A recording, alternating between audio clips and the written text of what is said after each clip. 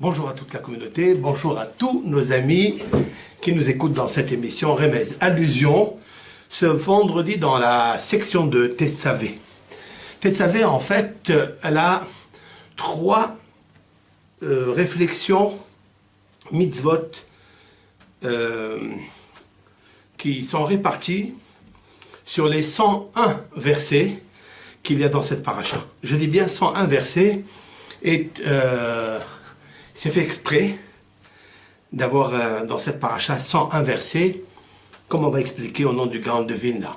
Avec l'aide de Hachem, nous allons continuer les cours que nous faisons ici à la mission, à la radio, et en même temps aussi les cours que nous diffusons dans les réseaux sociaux, électroniques que moi j'appelle, donc sur Facebook et sur YouTube.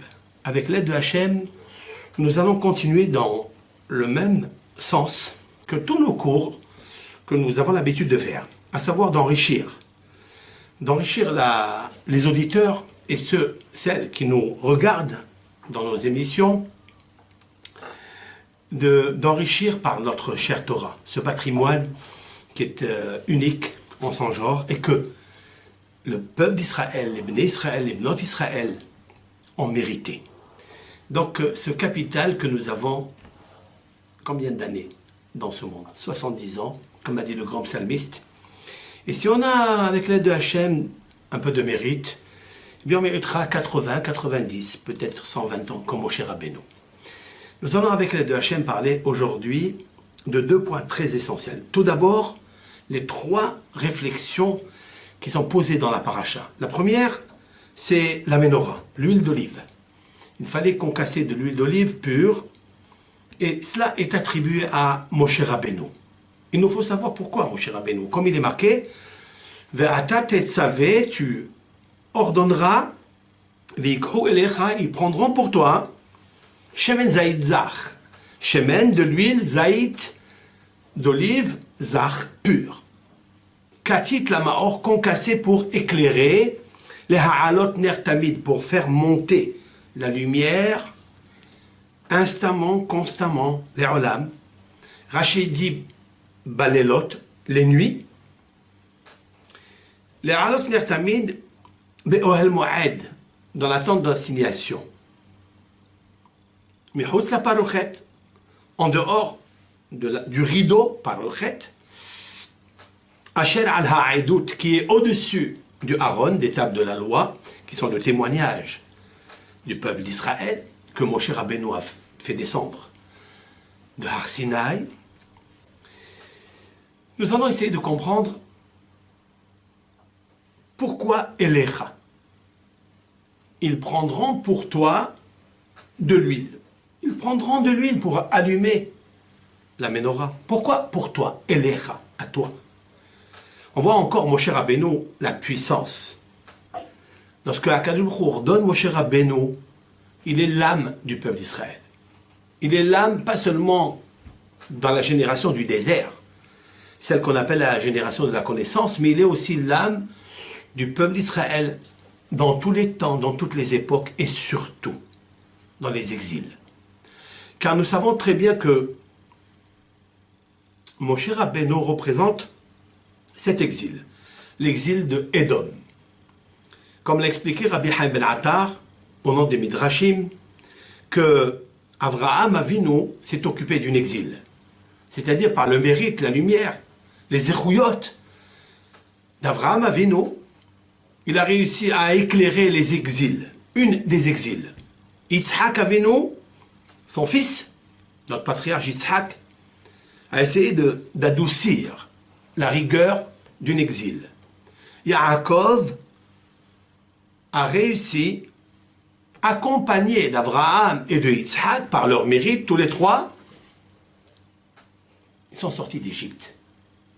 Yaakov représente, lui et son fils Yosef, l'Égypte. Moshe Rabbeinu, qui a continué la force des patriarches, puisqu'il est le 4e patriarche, il est celui qui représente la sphère du Netzach, c'est-à-dire la victoire, ou bien l'éternité. Cette Séphira, cet attribut de Dieu, est posé sur la tête de Moshe Rabbeinu, là où se trouve la Neshama de Moshe Rabbeinu. Et Moshe Rabbeinu va continuer depuis qu'il a quitté le peuple d'Israël le 7 Adar jusqu'à Nissan. Le Nissan, pas celui qui est venu de suite après, où le peuple d'Israël est rentré en Eretz Israël, mais plus que ça.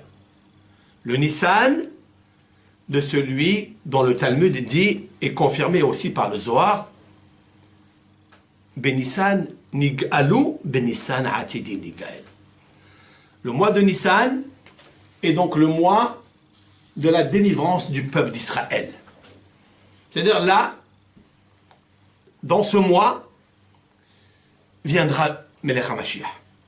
Mais avant qu'il arrive, Melech HaMashiach, le peuple d'Israël traverse des moments très difficiles. Premier temple a été construit, détruit. Deuxième, construit, détruit. C'est la raison pour laquelle les commentateurs nous disent que dans le mot katit, cela veut dire dans le mot concassé, il figure ici les années que le Beth Amikdash Rishon et Sheni ont duré. L'un a duré 410 ans, comme la valeur numérique du mot kadosh, sainteté, parce qu'Akadosh Baruch Hu est saint, le peuple d'Israël doit l'être aussi. Sainteté, ça veut dire séparé de tout ce qui est extérieur, de tout ce qui est matérialité, tout ce qui est assimilation dans la matérialité, parmi les peuples, parmi les nations. Ça, c'est 410 ans. Le deuxième a duré 420 ans. Ces deux dates, 410 et 420, figurent dans le mot katit.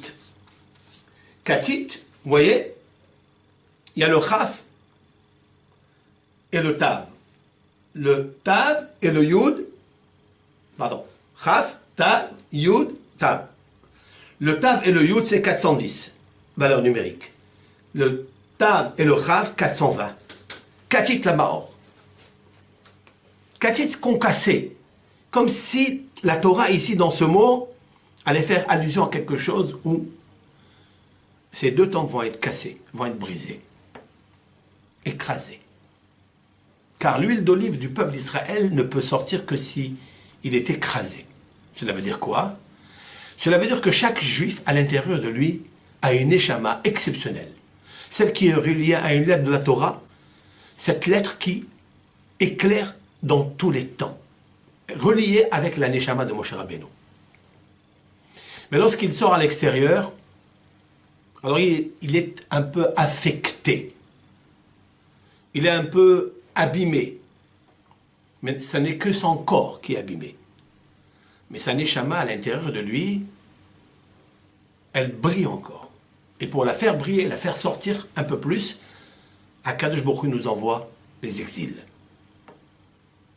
Ces exils nous écrasent comme on concasse l'olive, qui est la chair, pour faire sortir l'huile. Mais l'huile de la menorah est une huile qui est de première pression, la première goutte. Car il est interdit de la faire passer dans la meule pour l'écraser. Il faut l'écraser avec le martéchette et sortir la première huile. Celle-ci, la première goutte, elle est cachère pour la menorah, et toutes les autres huiles qui sont comprises, qui sont incluses dans l'olive, il faille les écraser avec la meule. Celles-ci, elles ne sont pas cachères pour la menorah. Elles sont cachères uniquement pour les menachot, pour toutes les offrandes, les pains que l'on offrait au Beth Amikdash. Quelle est la différence? C'est que la première huile de pression, elle doit être écrasée avec la main. Ça veut dire quoi avec ta main à toi? Celle de tes actions. Chaque Ben Israël, chaque Bat Israël a le devoir d'extirper l'huile d'olive qui est à l'intérieur d'elle. Mais la première goutte, celle qui est pure, celle qui n'est pas mélangée avec d'autres liquides. Ça veut dire celle qui est reliée à la Torah, celle qui a la Taneshama, qui a entendu sur la table de Akadosh Baruch Hu, lorsqu'elle était avec lui, puisqu'elle est une parcelle divine, elle a entendu les divrei Torah, les mitzvot. Mais quand elle arrive dans ce monde, qui est le monde de l'action, le monde de la terre, le monde de l'eau, le monde de l'air, eh bien, elle s'abîme un peu. C'est la raison pour laquelle Akadosh Baruch Hu va amener le peuple d'Israël dans des exils pour qu'il puisse se raffiner, pour qu'il puisse sortir de lui tout ce qui est le bon, tout ce qui est le meilleur en lui, et le séparer avant de quitter ce monde. Les Alot Ner Tamid, pour éclairer le nerf c'est l'âme, comme il est dit dans les paroles du roi Salomon, Ner Hashem Nishmat Adam. La bougie de Hashem, c'est l'âme de l'homme. Cela veut dire qu'il y a un nerf à l'intérieur de nous, ce nerf-là, il doit éclairer. Il doit éclairer. Et c'est la raison pour laquelle la Torah va parler donc de l'huile d'olive, elle va parler donc de la menorah, elle va parler aussi des begadim, ce sont les vêtements que doit porter le Kohen Gadol à Aaron. On parle énormément d'Aaron à Kohen, le frère, le grand frère de Moshe, c'est celui qui va allumer la menorah, c'est celui qui va porter les vêtements royaux de splendeur. Dans ces vêtements royaux, il y a la fabrication complexe du pectoral, c'est-à-dire le Hoshen HaEphod. Le Hoshen HaEphod. Hoshen HaEphod, ça veut dire le pectoral. Ce pectoral, il y avait enchâssé en lui les 12 pierres d'Israël avec leurs prénoms gravés dans chacune de ces pierres. C'est le fond de la... Donc le châssis, si l'on peut dire, était en or. Et le nom de Réhouven était à l'intérieur, il était couvert, entouré, comme une couronne, sur le nom de Réhouven. Réhouven était enchâssé sur la pierre qui s'appelle Odem, c'est-à-dire le rubis. Le rubis. Shimon, etc. On parlera de ça avec l'aide de Hachem, ça n'est pas l'objet du cours. Et tout cela était porté sur ce qu'on appelle Avnei Shoham. Avnei Shoham, ce sont des pierres d'onyx. La question est de savoir pourquoi on a choisi le Shoham, qui est l'onyx, qui est une couleur, une pierre noire. Elle confère énormément de facultés, celle-ci. Il ne faut pas oublier que sur l'onyx était enchâssé le nom de Yosef, Hatzadik. Yosef, sur la pierre de Shoham. Le mot Shoham, on l'écrit comme ça. Shoham. Ce qui est très intéressant, c'est de savoir que le nom de Shoham, qui est l'onyx, est la même anagramme du mot Moshe. Moshe, c'est la valeur numérique 345. Il est relié intrinsèquement avec Yosef. C'est par hasard que Moshe Rabbeinu va s'occuper des ossements de Yosef. Comme il est marqué dans la paracha, Vayikach Moshe et Atzmot Yosef Eimo. Et Moshe a pris avec lui les ossements de Yosef. En fait, ce n'est pas les ossements, le squelette. Atzmot, ça vient du mot Atzmiyut, c'est-à-dire son essence. Moshe est relié avec Yosef parce que Moshe Rabbeinu, il est en même temps la quatrième sphère, celle qui relie Avraham, Yitzhak et Yaakov. Il est relié aussi avec la sixième sphère, qui est celle de Yosef. La sixième, c'est le Yesod, c'est-à-dire le fondement du monde. Tzaddik Yesod Olam. Le tzaddik et le Yesod du Olam, du monde, c'est Yosef. Yosef, ça n'est pas seulement l'homme, c'est-à-dire Yosef, le fils de Yaakov, le fils de Rachel, le grand tzaddik, celui qui avait ce qu'on appelle la chokhma, la sagesse, celui qui avait la nevuna, la tvuna, comme l'a dit d'ailleurs le pharaon qui était en extase devant cet homme. En navon vehacham kamocha. Il n'y a pas un homme intelligent et sage comme toi, au point de l'appeler un nom en araméen, c'est un langage égyptien, Tsafnat Pa'neah. Tsafnat Pa'neah, Tsafnat ça veut dire Tsafoun, caché. Pa'neah veut dire dévoiler. Celui qui a dévoilé ce qui est mystérieux, le secret. Yosef. Yosef Hatzadik est celui en prison, dans l'obscurité, pendant 12 ans. Il a réussi à dévoiler le secret des rêves. Le secret des rêves, tout le monde est fasciné de savoir pourquoi on rêve, quel est le but du rêve.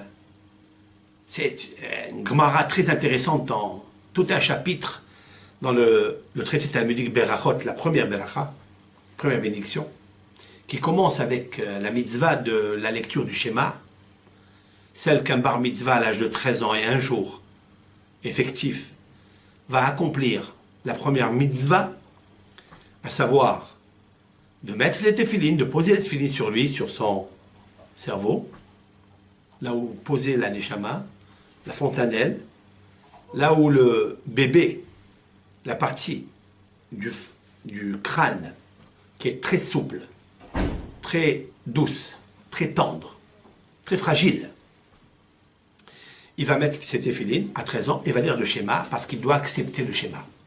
Mais dans le schéma, il nous faut savoir, Shema Israël, Hashem Elokeinu, Hashem Echad, il y a 6 mots.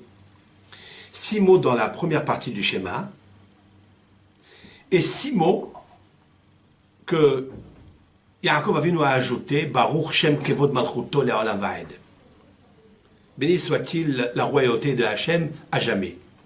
Nous relions la gloire, l'acceptation du joug céleste avec ça, Baruch Shem Kevod Malchuto, c'est-à-dire ce qu'on appelle la Hamshacha. Ça veut dire le déversement de sa royauté jusqu'à l'Olam Va'ed à jamais. Celui qui a lu ce verset-là, c'est Yaakov avec ses enfants, les 12 tribus d'Israël. Voilà pourquoi il est cité le nom de Israël, qui est Yaakov. Et aussi, il y a 6 mots, plus 6 mots, ça fait 12. Ces 12 mots sont tellement d'une puissance nucléaire qui n'est pas de ce monde. Cette lumière n'est pas de ce monde. Cette lumière est de notre monde et c'est la raison pour laquelle nous on parle de cette lumière, notre Torah. Cette lumière est reliée avec le Shemen Zaïdzar, avec l'huile d'olive pure. La première goutte de l'huile d'olive. C'est-à-dire la sagesse. Comme le traité talmudique Baba Batra nous dit que celui qui veut planter un arbre d'olivier, il devra choisir le côté sud. Le côté sud, c'est là où il y a du soleil, mais le côté sud, c'est là où on place tous les satellites. Parce que c'est là où on capte les sagesses, les doctrines, les philosophies. À plus forte raison à la Torah. C'est pourquoi la Ménorah était placée du côté sud du Echal. Comme on place d'ailleurs la Hanouka, on la place du côté sud de l'Est, du Echal, là où est posée la Torah. Parce que la Torah, elle jaillit de son côté gauche, ou à droite, si l'on peut dire, celui qui est face au Echal, à sa droite, il y a la sagesse. Donc s'il y a la sagesse, il y a la longévité. Il y a la briout, il y a la victoire, il y a ce qu'on appelle la prolongation de la vie. À sa gauche est placée la table, le shulhan. Le shulhan où était placé, c'est-à-dire la table où étaient placés les pains de proposition. Et là-bas, de préposition, Et là, c'est-à-dire la richesse. Car celui qui veut planter du blé, il devra aller du côté nord. Le blé se trouve dans le nord. C'est la raison pour laquelle le juif, Bat Israël, par sa neshama, se trouve par sa main droite face au Echal. La main droite, c'est le Hesed. Le Hesed, c'est la sagesse. La sagesse se trouve à droite, au sud du Echal. C'est là où se trouve d'ailleurs le Sod, le secret, dans le sud, dans le Sod. Mais il est très caché. Celui qui réussit à avoir le niveau de ce qu'on appelle le Sod, comme Yosef, il réussit à arracher, je dis bien, la richesse du côté nord, le pain. Nous avons vu Yosef en Égypte. Il n'avait rien. Il était jeté dans une geôle physique, dans un puits, un bord, si l'on peut dire ainsi. Et de lui, il a concassé la petite goutte d'huile d'olive, c'est-à-dire la sagesse, qui était extrêmement pure, sans qu'il y ait un mélange d'autres liquides avec, d'autres sagesses avec. Dans sa pensée, ici, il avait le nom de Dieu uniquement, les 4 lettres de la divinité, avec lesquelles il a permuté, en réussissant à trouver la lumière qu'il fallait pour dévoiler les secrets du pharaon, les rêves. Alors, il a mérité aussi d'être le prince de l'économie en Égypte. Huha Mashbir, comme dit le texte, pas seulement qu'il était le gouverneur, pas seulement que le pharaon a enlevé la bague de sa main pour la mettre dans la main de Yosef, pas comme on a vu chez Hachvérosh, dans la Megillah, où il a enlevé la bague, mais il lui a donné à Mordechai, pour que Mordechai la porte de lui-même. Chez Yosef, le pharaon était tellement en extase devant Yosef, devant la sagesse, de dévoiler quelque chose qui fascine tout le monde. Il lui a mis Vaïtena Beyad Yosef. C'est lui, le pharaon, qui l'a posé dans les mains de Yosef. Parce que même les mains de Yosef jaillissaient d'elle une grande sagesse. Il nous faut savoir que maintenant, ça c'est le deuxième cas. Donc Moshe Rabbeinu est relié avec ce qu'on appelle le Shoham. Moshe, c'est l'anagramme du mot Shoham. Et Shoham, avec Yosef, c'est la porte, c'est la pierre que portait dans le pectoral Yosef Hatzadik. Le Shoham, en français, c'est l'onyx, c'est une couleur noire. C'est extraordinaire. Yosef porte une couleur noire. Cette pierre-là est très importante parce qu'elle confère à l'homme le hen, c'est-à-dire la grâce. Je vais expliquer ça parce que c'est très intéressant. Très intéressant parce que nos sages, nos maîtres, notamment Rabbeinu Behaye, qui a vécu au XIIIe siècle, il y a le Moyen-Âge. Rabbeinu Behaye, dans son livre, Rabbi Yosef Karo, qui lui aussi dans son livre a écrit toutes les significations, les bénéfices, ce confère toutes ces pierres précieuses. Il nous faut savoir qu'il y en a 12 dans les racines, c'est-à-dire les grandes lignes, les grandes racines des pierres précieuses, il n'y en a que 12. Et on peut associer à elles d'autres couleurs, mais il n'y en a que 12, comme les 12 tribus d'Israël.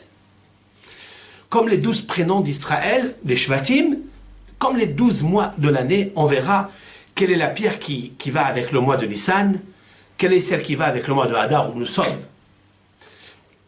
Donc nous savons très bien que Binyamin, le frère de Yosef, qui est le dernier enfant de Rachel, qui est le deuxième, quoi, il est suivi par Yosef. Yosef, c'est Shoham, comme on peut le voir ici dans la paracha de cette semaine, de Tetzavé. C'est le Yashpé.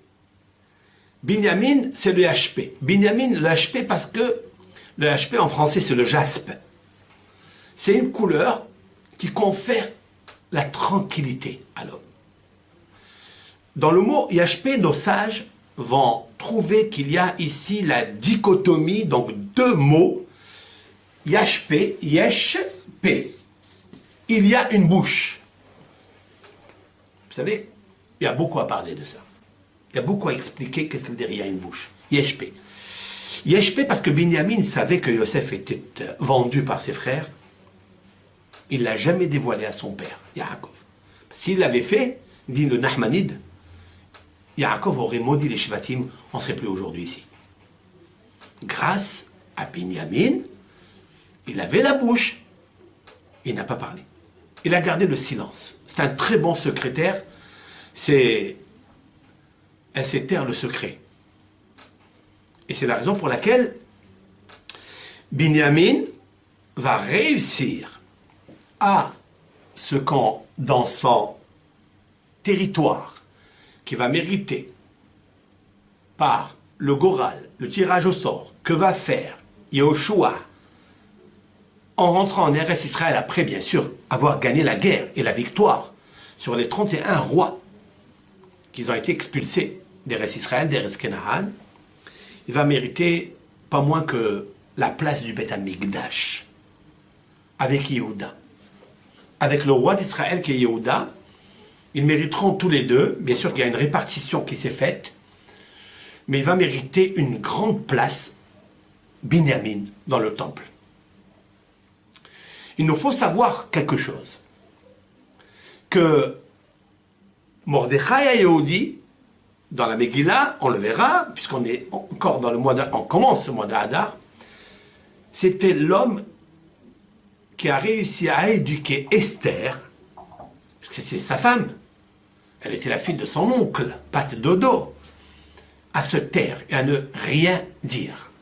En Esther ma gedet et amma ve et moladta, Esther n'a jamais raconté les origines, d'où elle venait, qui est son peuple. Qu'est-ce que ça veut dire quoi? Cela veut dire que Mordechai et Yehudi tenaient, puisqu'il est de la tribu de Binyamin, il tenait ce bénéfice-là, cette influence-là, de cette pierre qui s'appelle Yashpé, le jaspe. Donc il a gardé le silence. C'est la raison pour laquelle elle s'appelle Esther. Esther, c'est-à-dire la cachette. Pas seulement qu'elle se cachait pour ne pas se montrer, la tzni'out, qui est la pudeur, pour toute une femme d'Israël, pour tous les hommes aussi. Nous savons très bien qu'elle descendait aussi de Shaoul, du roi Shaoul, qui était dans les textes, qui avait la qualité de la pudeur. Et c'est pour ça que Dieu a choisi Shaoul. Il a commis une grande erreur, c'est celle d'avoir laissé Agag. Lorsque Dieu lui a demandé d'éliminer Amalek, homme, femme, enfant, Amalek étant celui qui était idolâtre, c'est celui qui a gêné le peuple d'Israël dans son enthousiasme, qui a refroidi, on va dire, l'enthousiasme de la crainte de Dieu en sortant d'Égypte, comme il est stipulé dans la parasha de Béchalah, Asher karcha bad-derech, t'a refroidi dans ton chemin. Et c'est celui qui a, à cause de lui, tous les peuples ont fait la guerre avec Israël. C'est pour ça que Bilam va prophétiser dans la paracha de Balak. Il prophétise et il dit Reshit Goïm Amalek, Ve'acherito Ade Oved. J'explique. Reshit Goïm, les prémices des nations, Rachi explique, qui ont fait la guerre avec Israël, les prémices, c'est qui? C'est Amalek. Mais il faut savoir, et Bilam il dit à Balak, et à Harito, l'avènement messianique explique Targum Yonatan ben Oziel, au moment du Mashiach, Ade Oved, il sera exterminé, disparu. Ça s'est réalisé dans la période de Haman, avec Mordechai et Esther, où Haman a été pendu. Comme le traité talmudique dans Houlin pose la question Haman mina Torah minaïn, d'où nous savons qu'il existe Haman, ça veut dire d'où nous savons, et c'est marqué dans la Megillah plusieurs fois. Dans la Megillah, c'est marqué 50 fois le nom de Haman. Pourquoi 54 fois le nom de Haman. C'est en référence avec la déclaration que Dieu a faite dans Parashat Béchalah, qui maho emhe ezzecha Amalek. Car j'annulerai, j'effacerai le nom de Amalek. Maho emhe. Maho emhe, c'est un peu un pléonasme, c'est un langage double. Pourquoi? Maho Emhe, valeur numérique Haman. Emhe, valeur numérique 54. Je vais lui donner 54 fois pour le citer dans la Megillah. Haman, 95. Maho Emhe, 95. Mais Emhe, 54, valeur numérique qui est écrite dans la Megillah. Je vais, après 54 fois que je vais prononcer son nom, je vais l'exterminer. Pourquoi 54? Parce que 54, en fait, il y a 54 parachiotes dans la Torah.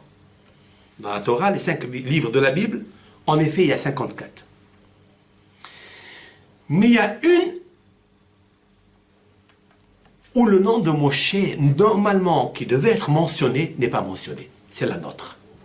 C'est celle-ci où, donc, il nous faut comprendre pourquoi son nom n'est pas mentionné. Les commentateurs, chacun, va essayer de donner son explication. Une des explications qui est dite, il n'a pas été mentionné parce que, en effet, l'acteur essentiel qui va allumer la menorah, l'acteur essentiel qui va mériter de porter les vêtements, et celui dont sa descendance va pratiquer les sacrifices, ce sont les 3 idées générales qui est ici dans la Parashat Tetzavé: la menorah, les bégadim, plus les korbanot, les sacrifices. C'est Aaron HaKohen.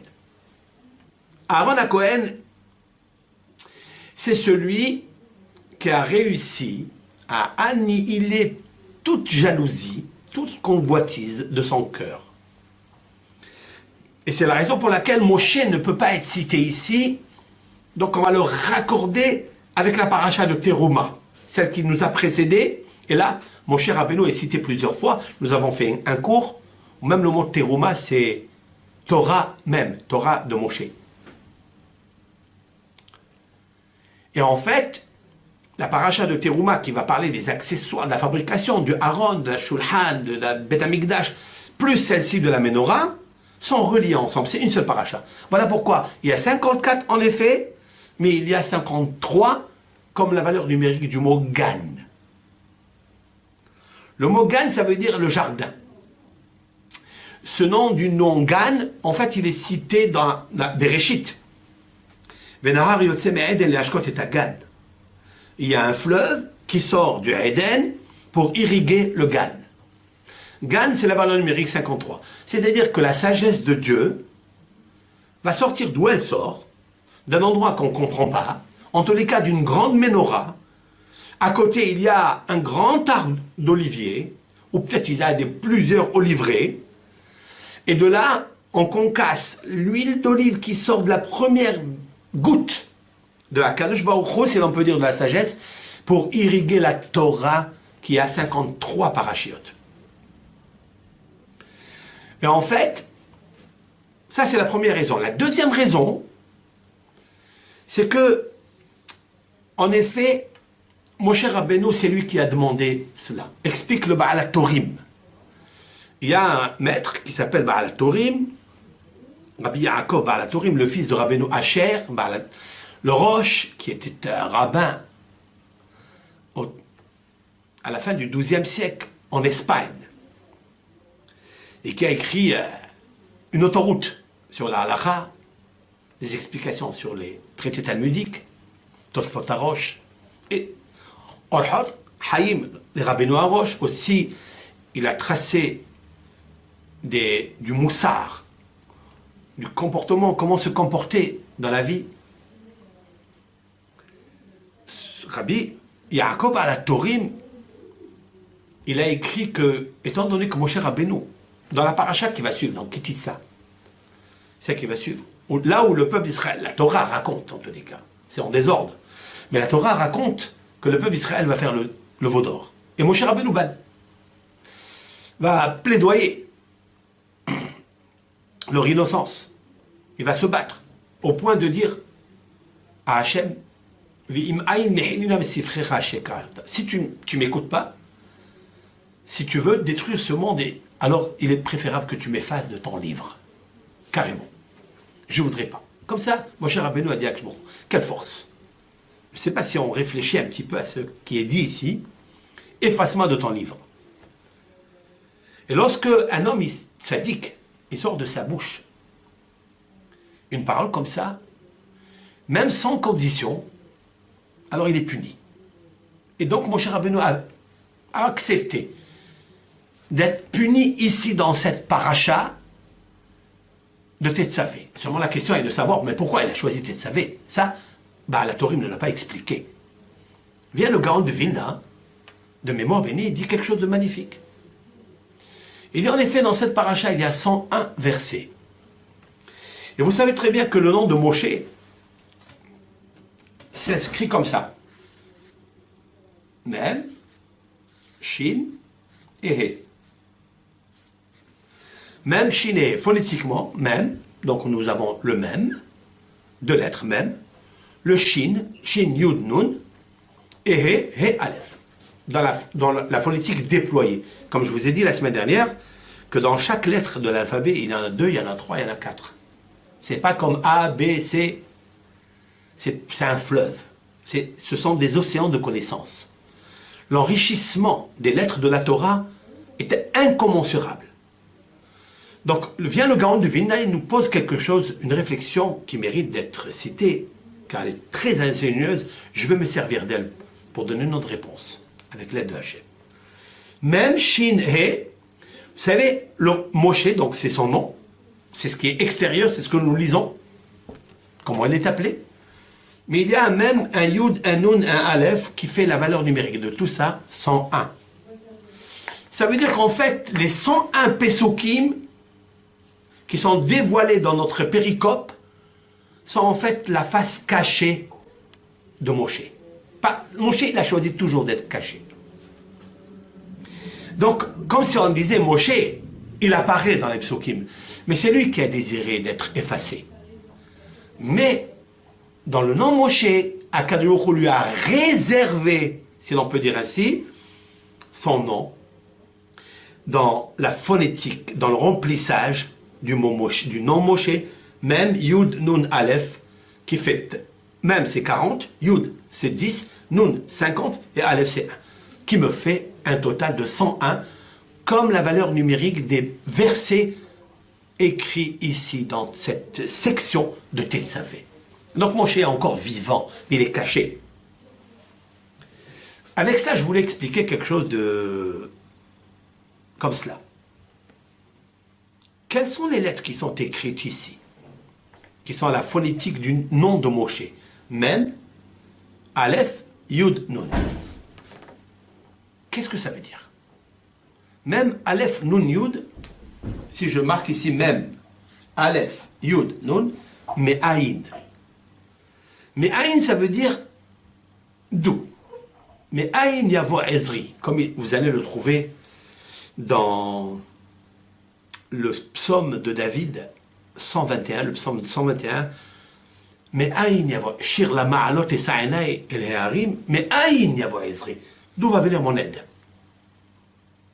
Ici, là, l'idée, l'allusion qu'il y a ici, c'est qu'en fait, mais Aïn, c'est ce qu'il a dit Moshe à Hachem dans Parashat Kitissa. Ve'im Aïn, mehenina mesifrera shekatavta. Et si tu n'acceptes pas Hachem, alors efface-moi. Vous savez, quand un homme il s'efface pour le peuple d'Israël, lorsqu'un homme il pense à chaque fois au peuple d'Israël, il est conservé dans son nom toute la bercha. Je vais vous dire pourquoi. Parce que mes Aïn, d'où va venir mon aide, Moshe ne pense pas à lui, il ne pense jamais à lui. D'ailleurs, mais Aïn, c'est la même valeur numérique que Michaël, l'archéange d'Israël. C'est le chiffre 101. Mais Aïn, Yavo Ezri. D'où viendra mon aide? Chaque matin, il est bon de citer d'après les Sfarim, d'après les livres sacrés que nos sages ont écrits. Il est bien de dire tous les matins, tous les jours, 3 fois par jour, Michaël, Akohen, Agadol, Sarve Apotropos, Shel Israël. Michaël, le grand prêtre, de la même façon dit le Zohar HaKadosh que le grand prêtre ici-bas, c'est Aaron à Cohen, l'homme qui a prêché, qui prônait la paix, le shalom, celui qui se sauve des discordes, des disputes, celui qui n'a rien à faire avec la course aux honneurs. Eh bien, l'ange Michael est le Kohen Gadol en haut, mais il est aussi le tuteur d'Israël. Cela veut dire aussi Aaron est le tuteur d'Israël, par son effacement. Je parle d'effacement parce que Moshe Rabbeinu a appris de lui. Et voilà ma réponse. Il a appris d'Aaron, parce qu'il nous faut savoir pourquoi Aaron mérite d'allumer la menorah, la lumière, la sagesse. Pourquoi Aaron mérite de porter les vêtements de consécration? Pourquoi Aaron mérite les sacrifices, c'est-à-dire les Kohanim, les trois sujets importants de la paracha de Tetzavé, et Moshe n'a aucun nom, aucune fois n'est cité son nom dans cette paracha. Je vais vous dire pourquoi. Parce que on peut ajouter encore quelque chose. Moshe Rabbeinu l'a dit, Mehenina misifrecha, efface-moi de ton livre. Explique le Rav Hida, alav shalom. Vous savez très bien que la paracha de cette semaine, Tetzavé, si on compte à partir de Bereshit, après Noah, etc., vous trouverez quelle est la 20e paracha. La 20e paracha. Vous avez vu, nos maîtres s'appellent les Sofrim. Les Sofrim, pas seulement les scribes qui écrivent la Torah, les Sefer Torah, les livres, les écrivains, mais c'est des conteurs. Il y a qui comptent la matérialité, tout ce qui est éphémère, tout ce qui est passager, qui aiment compter les choses. J'ai tant et tant et tant de choses, tant et tant d'argent, tant et tant. Les Hachamim, les vrais, ils comptent les lettres, parce que chaque lettre est un luminaire. Et le Rav Hida a compté, depuis Bereshit jusqu'à Tetzavé, c'est la 20e paracha. Et alors, il veut dire que dans le nom de Moshe, quand Moshe Rabbeinu a dit lui-même d'effacer son nom, il a dit Misifrecha, qui peut se lire comme ça. Misifrecha. Misefer Chaf. Du livre 20. Chaf étant la valeur numérique de la lettre Chaf 20. Comme s'il lui disait, Moshe, il dit, choisis de m'effacer du livre 20, de la 20e péricope à partir de Bereshit. Pourquoi à partir de Bereshit? Parce que Bereshit, c'est sagesse, c'est Chokhmah. Réchit, c'est Israël. Réchit, c'est la Torah, comme l'explique sur place, et en place sur Rashi. Alors il dit, écoute, moi la sagesse, j'en ai pas.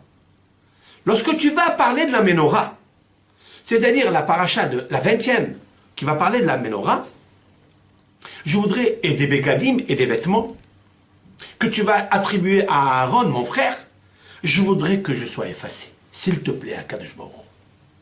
Il lui a accordé ça. Et comme il lui a accordé, mais pourquoi? Et je vais vous dire pourquoi. Parce que, rappelons quelque chose. Dit le Midrash, lorsque, pour la première fois, Moshe Rabbeinu reçoit une prophétie. On se trouve dans la paracha de Shemot, lorsqu'il fuit l'Égyptien. Il va chez Yitro. Après, il devient berger chez Yitro. Et il va derrière le désert, à Haramidbar, et voilà, il voit quelque chose à l'effet sublimissime. Quelque chose d'extraordinaire.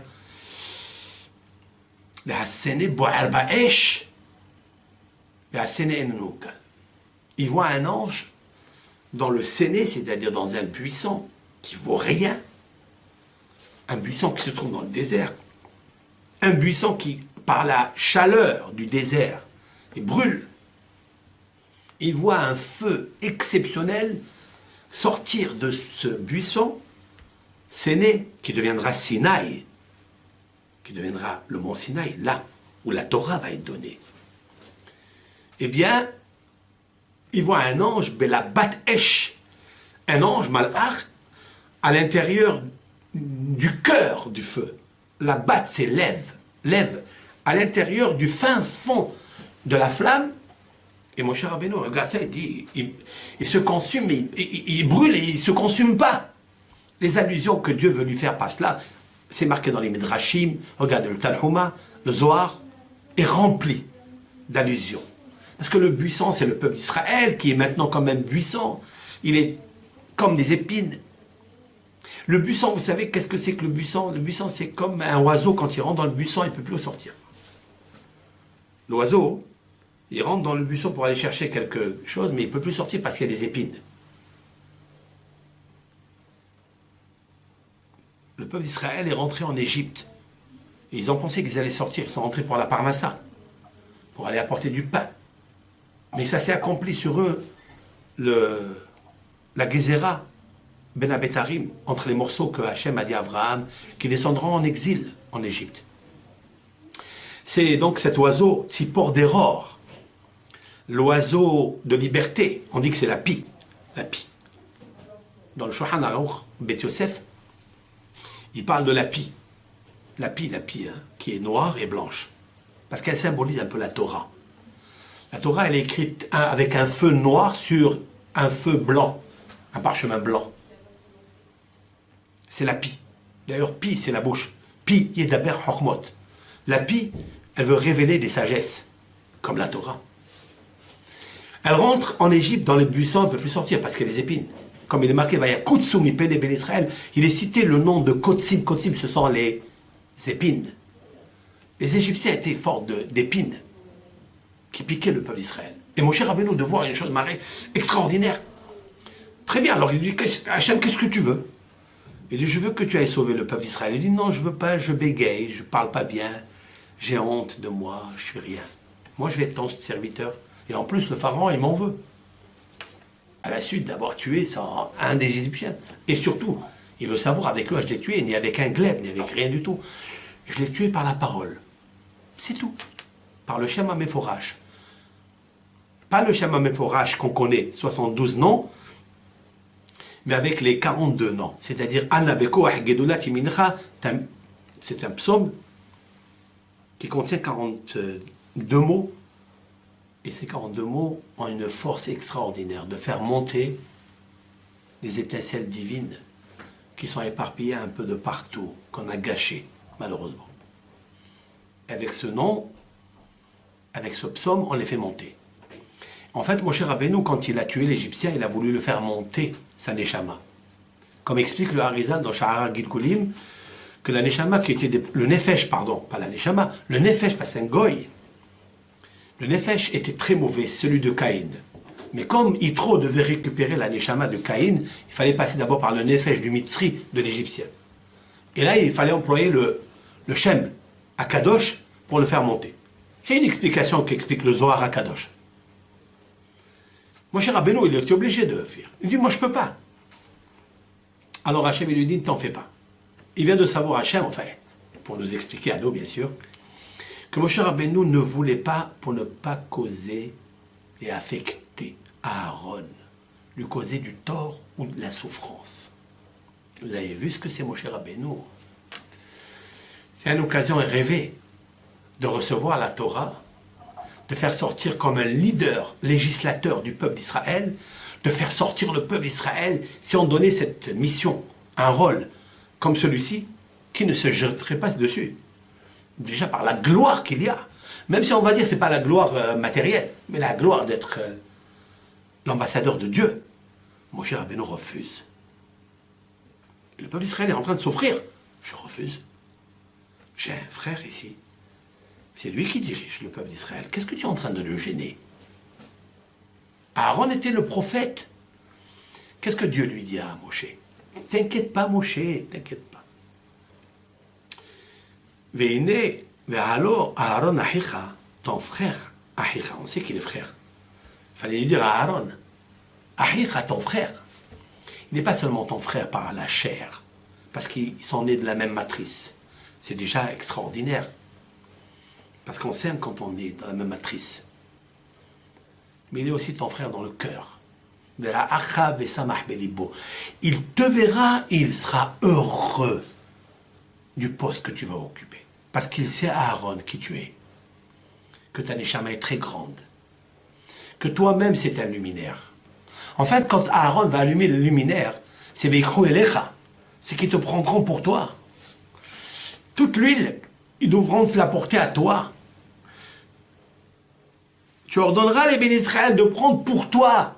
Parce qu'en fait, toi, tu es le candélabre qui est allumé avec la goutte, la première pression de l'olive. Cette goutte pure, ta neshama, les aolam, les alot nertamid, c'est toi la menorah, mon cher Rabbeinu. Et c'est Aaron qui t'allumera. Il n'est pas dit à propos du psaume 137, Shira Ma'alot, Inematov ou Manaim Shevetahim Gam Yahad. Combien c'est bon, combien c'est agréable, deux frères qui s'aiment ensemble. Ça veut dire ensemble, Gam Yahad. Le Midrash nous dit que c'est Moshe et Aaron, ce sont les deux frères. Ce sont des frères pas seulement qui s'aiment, mais même quand ils sont à côté. Parce que les frères, habituellement, quand ils sont à côté, ne se parlent pas. Quand ils sont loin, ils disent je t'embrasse, tu es bien, comment vas-tu? Stop. Mais quand ils sont à côté, jamais ils parlent. Ils sont ensemble, ils se voient, c'est des frères. C'est le même doigt, c'est le même corps. Chez Moshe et Aaron, ils étaient agréables, ils étaient ensemble. Gam Yahad, même quand ils étaient ensemble, ils s'aimaient. Vous savez quelle est la preuve? Là.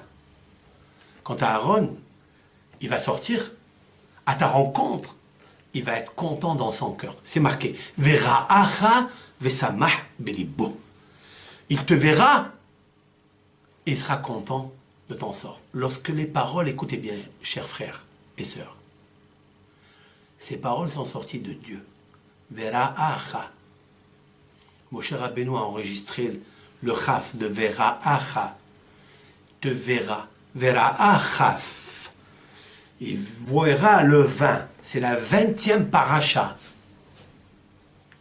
C'est la paracha de la Menorah, la paracha des Begadim, la paracha des Korbanot. Pourquoi Aaron y mérite tout cela? Vient Rabbi Shimon ben Yochai, Alav Shalom. Il dit, lève, chez Samach Bigdulat Ahiv, le cœur qui était content pour la grandeur de son frère, Aaron donc, qui était content pour la grandeur de Moshe, Ho Ilbash Orim Vetumim. C'est lui qui portera le pectoral où étaient enchâssées les 12 pierres des bénis Israël. Cela veut dire que Moshe et Aaron, en fait, c'est une seule pièce, une seule menorah. Seulement, Moshe Rabbeinu, il compose la structure, le squelette de la menorah, qui était faite en or pur, d'une seule pièce, avec de l'huile d'olive qu'on aura lui amener à Moshe, et Aaron, il va dispatcher la lumière vers le monde. Ça veut dire Aaron, en fait, c'est le shalom. Et voilà pourquoi, en fait, c'est Rabbi Shimon bar Yochai qui parle. Et ce n'est pas un autre rabbin, ni un Rabbi Akiva. Parce que Rabbi Shimon bar Yochai étant le Nitzutz Gadol de Moshe Rabbeinu. Comme l'explique le Harizal dans Sha'ar Gilgulim. Et en effet, ici, dans la paracha, dans Shemot, ici, dans la péricope de Tetzavé, où on dit Shemot dans Perek Kafhet, le verset 9, c'est marqué. Vela karta et chete avne shoham. Tu prendras les deux pierres d'onyx, shoham. Ou pitahta alehem, tu enchasseras à l'intérieur, dessus, Shemot béni Israël. Les noms des béni Israël. Donc Réhouven, Shimon, Lévi, Yehuda, etc. Vous remarquerez avec l'aide de Hachem que Shemot béni Israël, les initiales, Shemot, c'est Shin, Béné, Bet, Israël, Yud. Shin, Bet, Yud, c'est l'acrostiche du nom. Shimon ben Yochai. C'est le nom de Rabbi Shimon, fils de Yochai. Quel rapport qu'il y a ici? Avnei Shoham. Pourquoi on a pris tout le pectoral il y avait d'autres pierres. Il y avait donc le rubis, la topaze, le diamant, le saphir. Pourquoi on a enchâssé sur les deux pierres qui étaient posées sur les épaules d'Aaron? Parce que Shoham, c'est Moshe. Et Moshe, c'est le personnage, Moshe Rabbeinu alav shalom, qui dispatche sa lumière dans toutes les périodes. Et c'est la raison pour laquelle Rabbi Haim Ben Attar va dire dans cette paracha quelque chose que j'aurais besoin pour les cours qu'on diffuse dans la semaine, ici et là dans les réseaux sociaux, avec l'aide de Hachem. C'est qu'en fait, la venue du Mashiach, que tout le monde attend, et c'est une mitzvah d'attendre, elle fait partie des 13 principes de la foi qu'a écrit Rambam Maïmonide, qui s'appelle Moshe d'ailleurs. De Moshe Rabbeinu à Moshe Ben Maïmon, il n'y a pas eu comme Moshe, comme expliquent les commentateurs. Eh bien, il est marqué qu'un homme, il doit attendre tous les jours la venue du Mashiach. Mais il nous faut savoir que le Mashiach ne viendra pas, dit Rabbi Haim Ben Attar, seulement si on remue un petit peu la Torah, l'étude. Alors, cette lumière jaillira sur le peuple d'Israël. Je voulais dire avec l'aide de Hachem, je terminerai donc avec ça, que si on compte à partir du mot Shemot Ben Israël, ici, dans le chapitre 28, verset 9, si on compte à partir du mot Shemot, c'est-à-dire le même de Shemot, on compte 100 lettres. 100. Pas plus, pas moins. Pourquoi je dis 100? Parce que Akadosh Baruch Hu, quand Adam Arishon a fauté, il l'a diminué jusqu'à 100 coudées. C'est-à-dire il a diminué sa lumière. Il ne voyait plus comme avant. Avant, il voyait d'une extrémité à l'autre. Maintenant qu'il a fauté, il a introduit en lui une gêne qui le gêne de regarder plus loin. Donc, c'est la raison pour laquelle le Mashiach ne peut pas venir.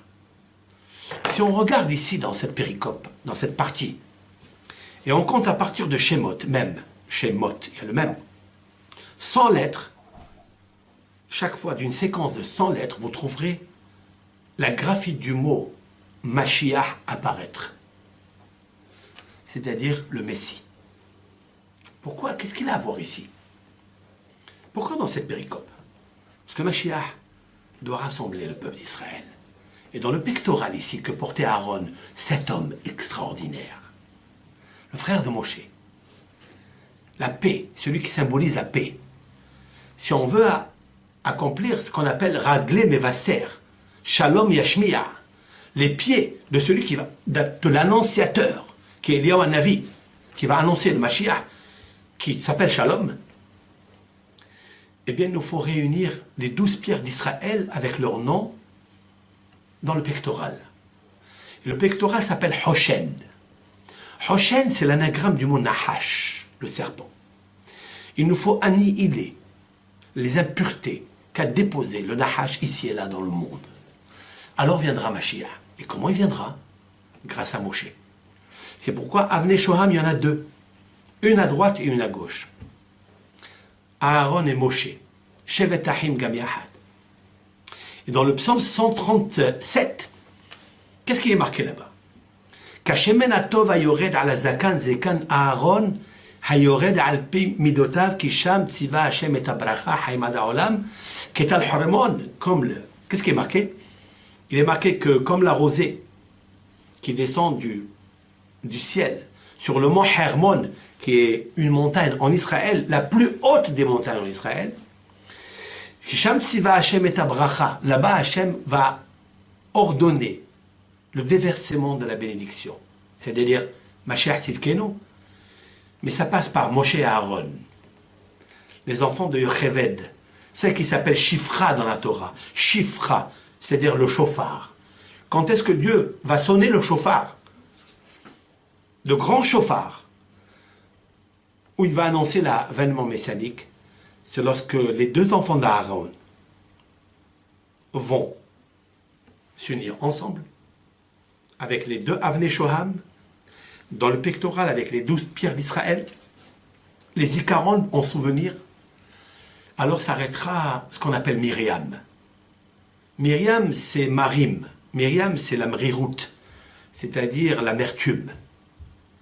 L'amertume des exils s'arrêtera. Alors Mashiach viendra. Il y a une condition, la Torah, l'étude de la Torah. Il nous faut renforcer l'étude de la Torah dans les salles d'études, dans vos maisons, des bibliothèques, de livres. Il faut écouter les shiurim qui se trouvent ici et là, de très beaux shiurim de nos rabbanim dans le monde.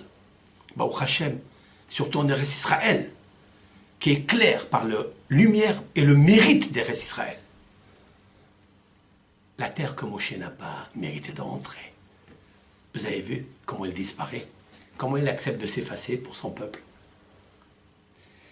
On continuera avec l'aide de Hachem dans cette semaine à parler justement des mystères qui se trouvent dans les pierres précieuses qu'a choisi Akadosh Baruch Hu pour chaque prénom du Ben Israël.